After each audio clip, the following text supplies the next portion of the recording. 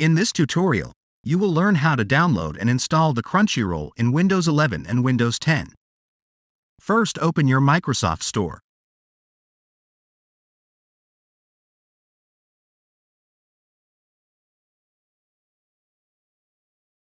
Search for Crunchyroll.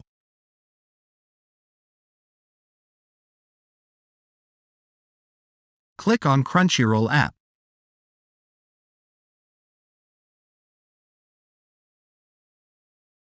Press the Get button to start downloading Crunchyroll.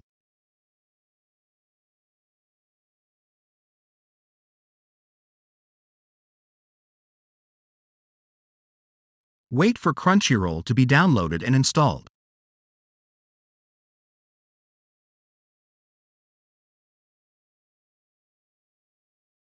Now your Crunchyroll app should be installed. Now open your Crunchyroll app.